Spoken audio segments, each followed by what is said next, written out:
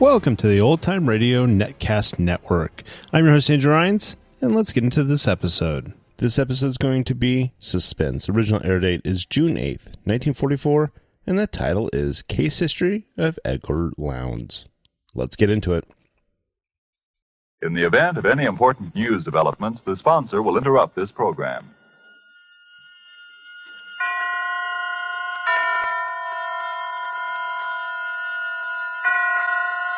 Roma Wines present Suspense.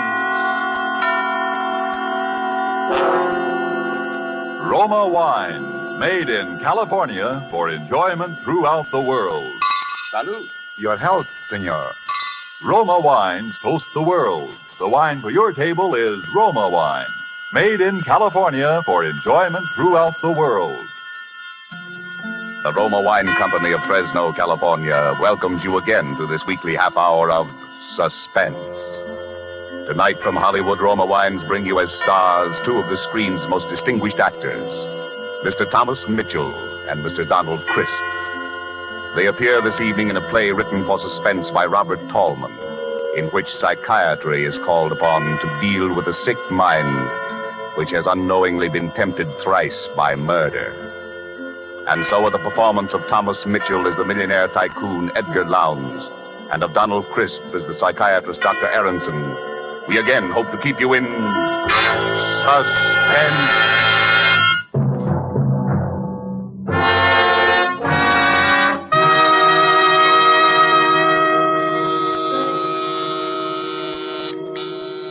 Yes? There's Mr. Edgar Lowndes here to see you, Dr. Aronson. Lowndes? Edgar Lowndes? When did we get him for patient? I think you'd better talk to him, Doctor. Yes, and I think he'd have to go through the usual routine. I don't go through usual routines. I'm Edgar Lowndes. I dare say you've heard the name before, Doctor. And who hasn't? Edgar Lowndes, the railroad magnate? Sit down, sir. Thank you. Well, I'm a man of a few words, Doctor. Frankly, I'm at my wit's end. Why, if my business associates had any idea I was consulting a psychoanalyst, I'd be laughed off the floor of the stock exchange. But we'll never mind that. It's these headaches, Doctor, I've been having. And aspirin, codeine, nothing seems to help. How long has this been going on? A little over a month. Since the death of my wife, in fact. We were very attached, you know. Very attached. Her death was a shock to you? No, I wouldn't say a shock precisely. She's been an invalid for years. Bad heart. Wasn't so much what happened the night she died, but the way it happened. Oh, but why shoot off my mouth to you about it? I've told the story 1,000 times till everybody's sick of hearing it. Well, perhaps you haven't told all the story, even yet. Well, as a matter of fact, that's the truth, Doctor. There's one little thing I left out. But the funny part of that is I didn't know it myself till yesterday. And what was that? Well, I was dressing for dinner. I was getting ready to go out when in comes my wife's servant. You know, her nurse. She's all aflutter about something. Mr. Lowndes, I hope you'll forgive me for bursting in like this, but Mrs. Lowndes... Yes, speak Well, up, she's Sarah. resting quite well, Mr. Lowndes, but she did have that little attack this afternoon, and I can't be here this evening. And what with the servants' night out being tonight, I thought... Yes, you thought I'd better stay with her, and I certainly will. Now you just go along about your business. I look after Mrs. Lowndes personally. Oh, I knew you'd see it that way. You're a good, considerate man, Mr. Lowndes. Edgar. Feeling a little rocky, darling? Well, old Edgar's not going to let you down, not even if it means losing that war contract. Oh. I'm going to sit right here with you, sweetheart, and Lowndes, Reed and Company can go hang. Oh, no, Edgar. There's no reason for you to stay, really. There isn't. Just the same, I'm going to stay right here with my little wife this evening. Really, Edgar, it's not necessary. If you'll just get the brown bottle out of the medicine chest, the digitalis, and leave it here by my bed with a glass of water. And leave you here alone in this big house feeling the way you do? Not much. Not for 100 war contracts. Now, Edgar, do as I say. Just leave the medicine here by my bed, and everything will be all right. Now, go on, darling, and do as I say. Please, it's the brown bottle. Now, Dr. Aronson, what would you have done under the circumstances? After all, I'd left her alone before and nothing had happened. And this dinner was important in a business way. That night was my big chance. Your big chance. Yes, I suppose it was. Well, to make a long story short, she died while I was out. Now, if only I'd stayed with her. That's what I kept telling myself, and people I told the story to kept telling me that I shouldn't reproach myself. After all, it could have happened to anyone. And then yesterday I was packing up her things, and I came across this bottle in the medicine cabinet. It was the Digitalis. I'd left the wrong bottle by her bedside. That was what drove me nearly crazy, Doctor, finding that bottle. It was bad enough leaving her alone, but making a blunder like that on the medicine, why, it made me feel almost like I'd murdered her. But as you say, it was your big chance. Huh? What do you mean? What are you trying to tell me? You mean you think I wanted to get rid of her? You say that, Mr. Lowndes. I didn't. But I see our time is up. I can't talk to you any more today. Well, but you've got to. You can't leave me up in the air like this. Why, you've practically accused me of wanting to murder my wife. Perhaps we'll understand your feelings towards your wife better, Mr. Lowndes, when we've discussed the others. What others? Hey, what are you trying to give me? Relief, Mr. Lowndes, for those headaches of yours.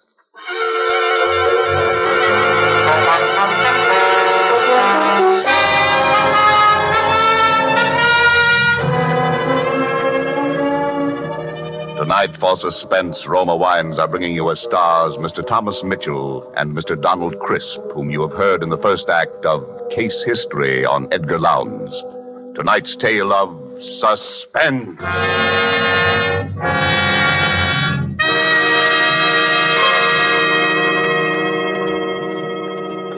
Far from the scene we've just left, far to the south across the equator, is another scene I ask you to visit with me.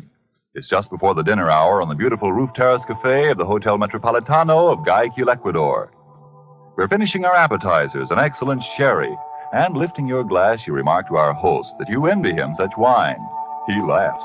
You're very kind, he says, but I'm afraid the compliment is misdirected. It is your own California you must praise for this splendid wine.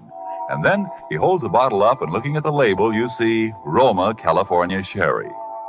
This could easily happen in many far countries, where discerning tastes have found Roma wines a luxury, imported and treasured. For these are, in every sense, fine wines, excellent in flavor and character, from the rich vineyard country of California. Products of age-old skills in winemaking, aided by modern scientific quality controls and tests. And here in the United States, Roma wines cost astonishingly little, mere pennies a glassful, because here there is no import duty to pay, no overseas shipping costs. Such enjoyable flavor and quality, such low cost, such high wine value have won tremendous popularity for Roma wines. They are by far America's largest selling wines, enjoyed by millions with meals when entertaining anytime. To enjoy these delights yourself, ask for R-O-M-A, Roma wine, made in California for enjoyment throughout the world. And now it is with pleasure that we bring back to our soundstage Donald Crisp as Dr. Aronson and Thomas Mitchell in the title role of Case History on Edgar Lowndes. A tale well calculated to keep you in suspense.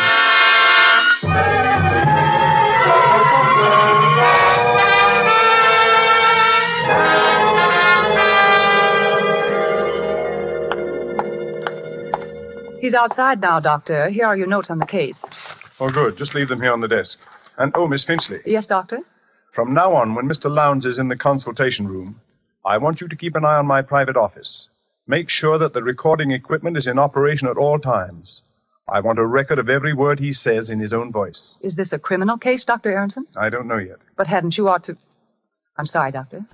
You can let him come now, if you will, Miss Finchley. Yes, Dr. Aronson. The doctor will see you now, Mr. Lowndes. Thank you. Well. Here I am again. Surprised to see me? How are the headaches, Mr. Lowndes? Well, sir, they evaporated just like that. I slept like a top. Don't know how you did it, but you've sold me on this psychiatry deal. So I thought while we were at it, Doctor, I might as well straighten out a couple of other little things that have been worrying me. I rather thought there were others. Now, listen, Doctor, don't start talking in riddles again. Maybe you were right. Maybe I did want my wife to die. Unconsciously, of course. Well, why not? She'd been an invalid for years, always complaining, never really getting anything out of life. Yes, sir. After I left your office yesterday, I thought the whole thing over, and I said to myself, Edgar Lowndes, you look at this thing squarely. Maybe you killed her. Maybe leaving the wrong medicine by her bed that night was not so much of an accident as you think it was. So what? You did her a favor. You did yourself a favor. She never really loved you anyway. If Jim Bascom... Who's Jim Bascom? Why, he died in a railroad accident. We were brakemen together on the old nickel plate road. Jim and me were like twins. Roomed together, worked together, liked the same thing, even fell in love with the same girl. Why, I remember the night it happened. We were leaving on the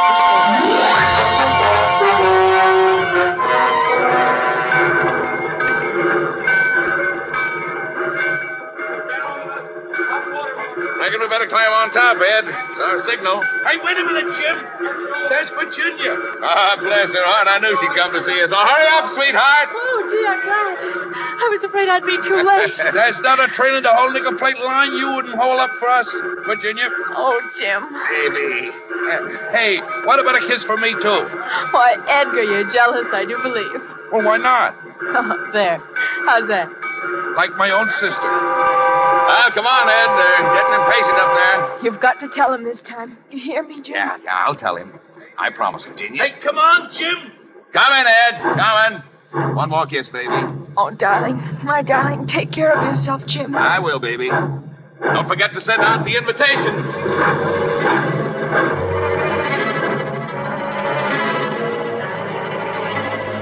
I knew when I saw him kiss her like that, it was all up for me with Virginia. Jim told me when we were crossing the divide. He and Virginia were going to be married the minute they got back to Milwaukee. We were carrying an extra heavy load that haul, and when we started down the pass... Ed, for the Lord's sake, watch me close. Don't turn your wheel till you see me turn mine. One jolt away, this train's rolling down the grade, and we'll all land in the ravine. Sure, Jim. Don't worry. I gotta be in good shape for that wedding, remember? Yeah, I remember.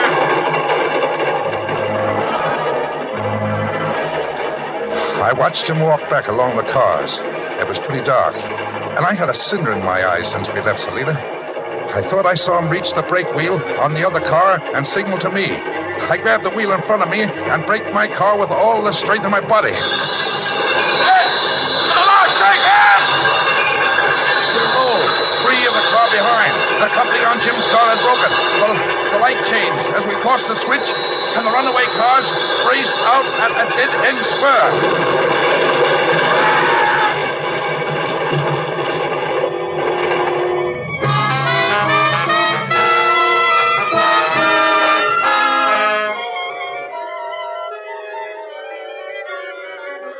I saw Jim's body jolt free of the splintering car and hurtle out over the gorge.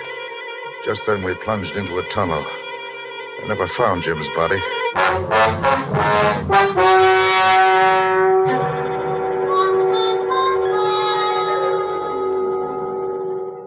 Well, so you can see why I think of trains in connection with death, can't you, Doctor?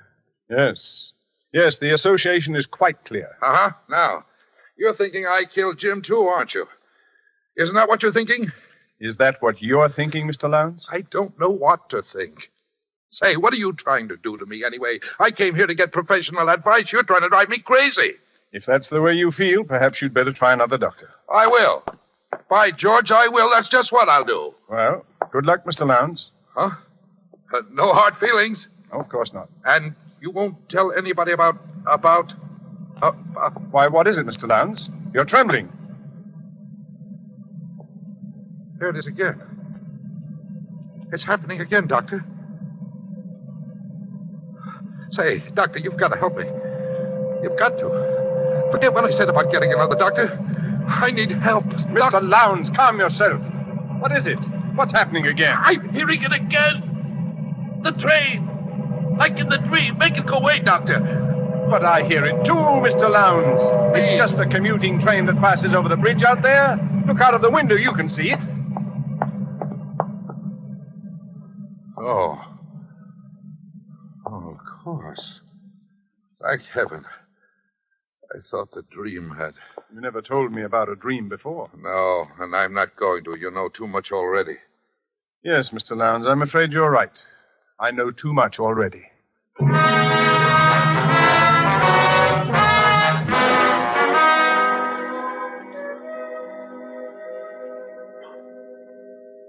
And I have kept a complete record of each interview with this patient by means of a recording machine concealed in my private office. There is no doubt that the patient has twice committed murder unconsciously, and on the day the patient stopped the analysis, he exhibited hysterical symptoms which were brought on by the sound of a railroad train. Yes, go on from there, Miss Finchley. New paragraph. The train is a death symbol for this man and appears to be the subject of a recurrent dream. The danger of the present situation lies in the fact that the patient's unconscious impulses have been brought to the surface without being rationalized. There is, in my opinion, a positive danger that the patient, in his present condition, may commit one or even more conscious murders, particularly should he take it into his head to board a railroad train.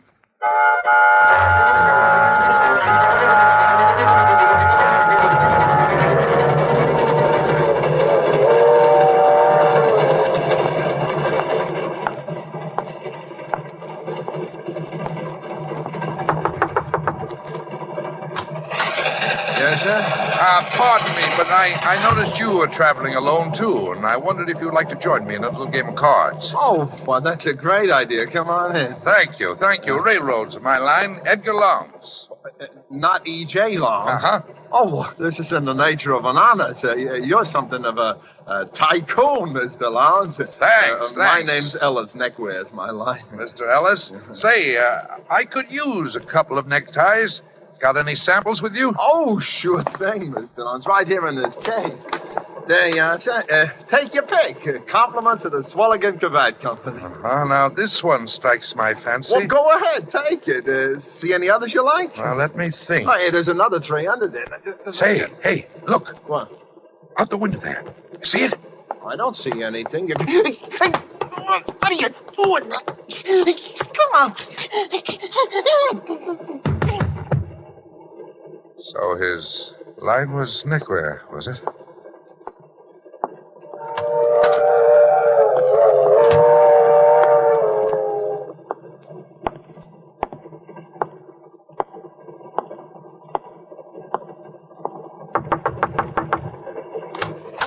Yes, sir.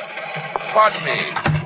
But I noticed you were traveling alone, sir, and I wondered if you'd like to join me in a little game of cards. Oh, that's a good idea. Come in. My name's Jenkins. Cutlery's my line. Knives, scissors, and surgical instruments. What's your line?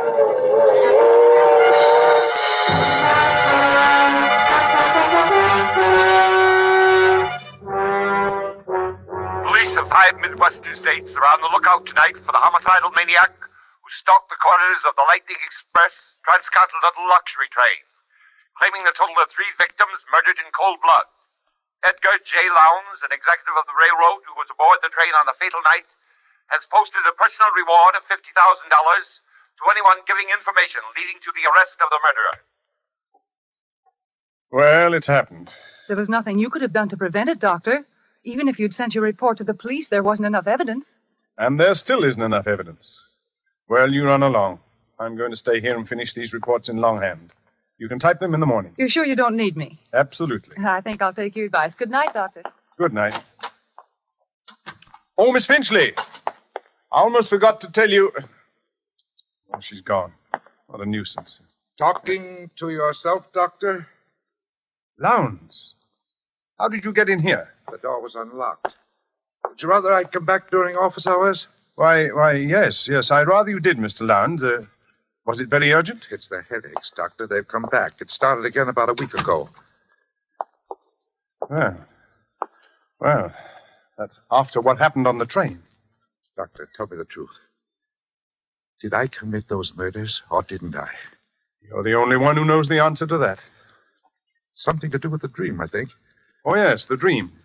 We were getting around to that when you left here the last time. Now, tell me about it. Well, I hear the sound of the train, and I'm sitting there beside someone, a stranger, I think. He's wearing a checked waistcoat, and there's a heavy gold watch chain with an elk's tooth suspended from it, like the one my father used to wear when I was a child in Wisconsin. Tell me something about your father. He died when I was quite young. He'd been an invalid, Doctor, ever since I could remember. He used to sit in an armchair, in a wheelchair it was, really, in front of the parlor window. He looked out into the street hour after hour. Sometimes, when I came running into the house, he'd put out his cane and trip me, and I hated him for that. At one time, Doctor, I think I was about 8 or 9 years old at the time. Edgar? Edgar, come in here this instant. Your father wants to talk to you. Oh, heck, Mother, I was going to get up a ball game. Now, the ball game can wait. You come along with me. Can I ever have any fun, Mother? Can I? Hush up. Here he is, Jonathan. Come closer, boy. Won't ever look at you. Yes, Father? Just as I thought. Grass stains all over the new suit I bought for you, huh? Where? There, and there, and there, and there. Please. I won't have him get the idea just because his father's an invalid. He can roll in the dirt like a gutter snipe and get away with it. Stop blubbering. Now go wash your face. I'm driving into town today. Want you to go along, run errands. The car my father drove was an old electric, a battery job. His legs were completely paralyzed, and my mother had to practically lift him into it. But the car itself was entirely controlled by hand. Driving it gave him a sense of power he needed. I used to dread those trips into town with him, the horrible spectacle of Mother helping him in and out of the car while the neighbors stared, and then riding along with him alone, without anyone, nothing, to intervene for me. That was the worst.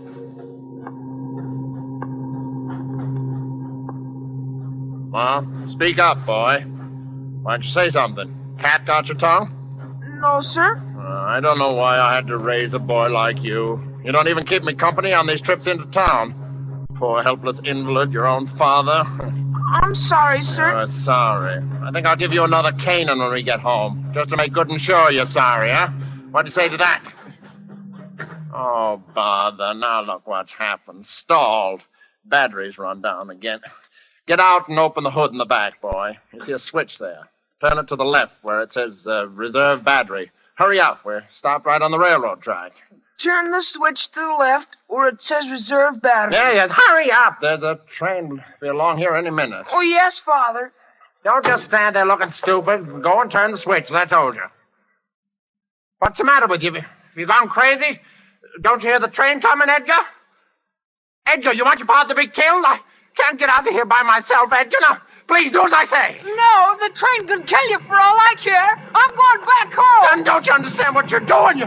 You're murdering your own father. Now, this is murder. Murder, I tell you, murder. Murder.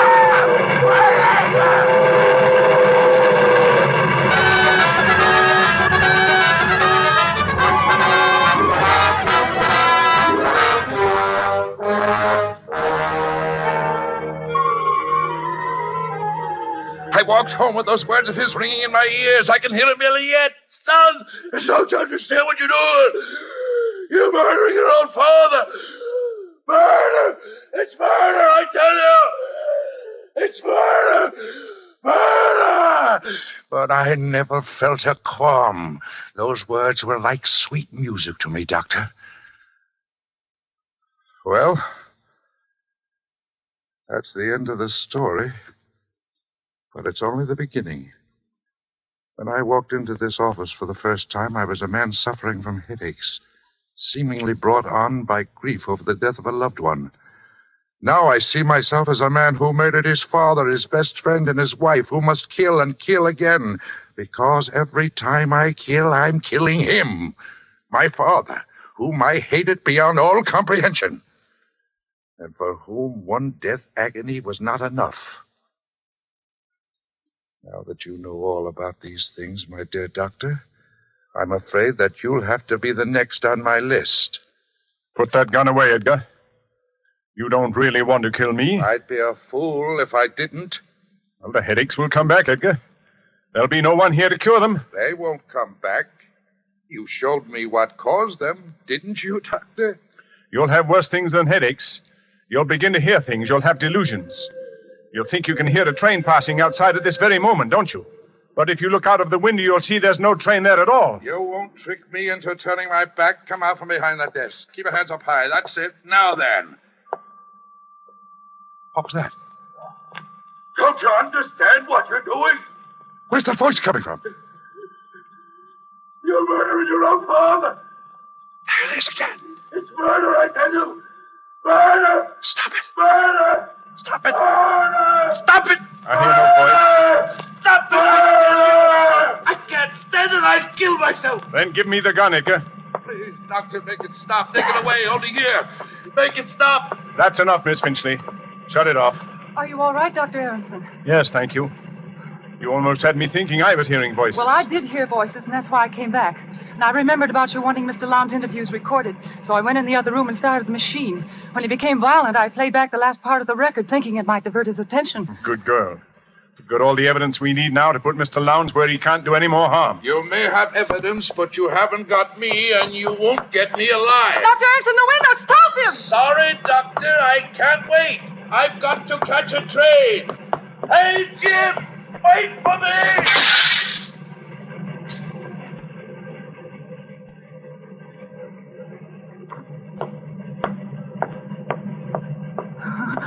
21 floors to the street. Or is it 20? Do they skip 13 in this building? Well, it doesn't matter to Lowndes. He's back with his friend Jim Bascom on the old nickel plate line. Listen. It's just crossing the divide.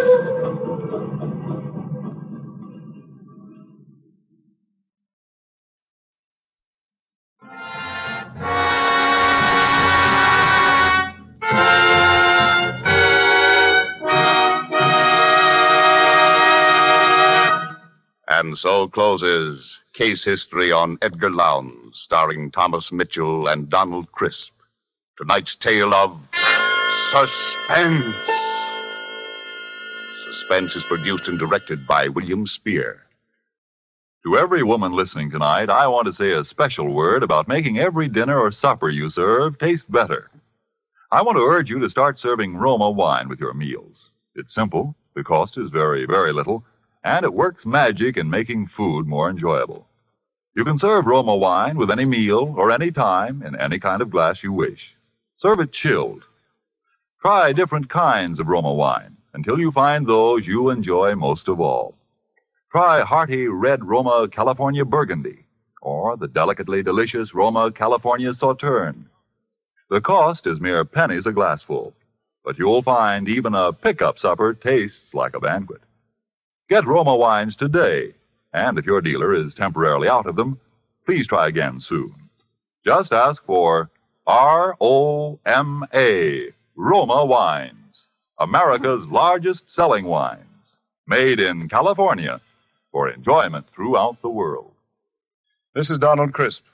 I'm sure I speak for both Mr. Mitchell and myself in saying how much we've enjoyed appearing this evening as the guests of Suspense, which I'm sure must be one of your favorite programs, as it is one of ours.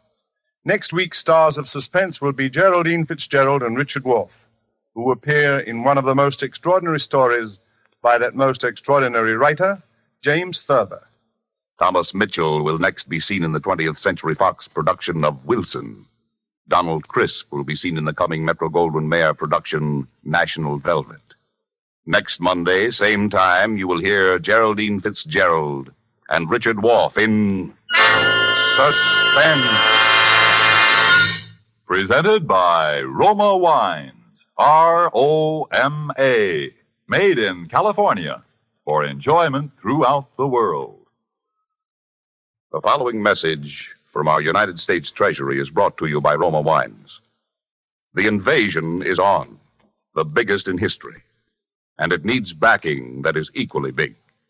So back the attack. Buy war bonds. Buy more than before.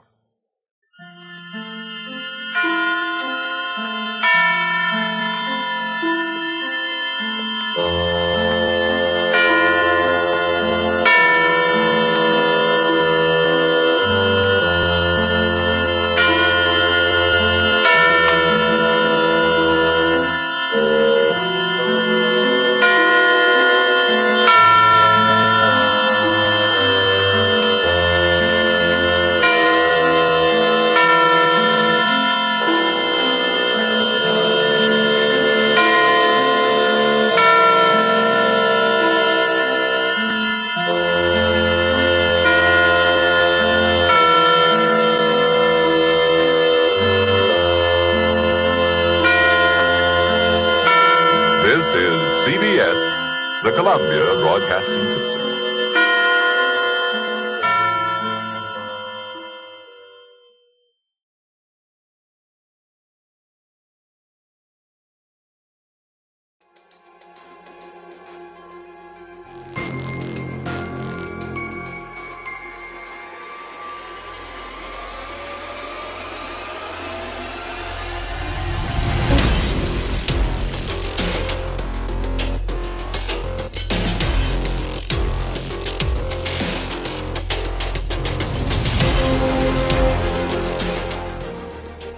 Welcome back. I hope you enjoyed this presentation from the Old Time Netcast Network. For more great shows, go to otnetcast.com. Don't forget to like and rate this episode in your favorite podcatching client.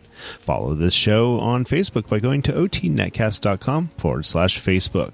This episode is covered under the Attribution Non-Commercial ShareAlike copyright. For more information, go to otnetcast.com/copyright. Thanks again for listening, and I hope you have a great day.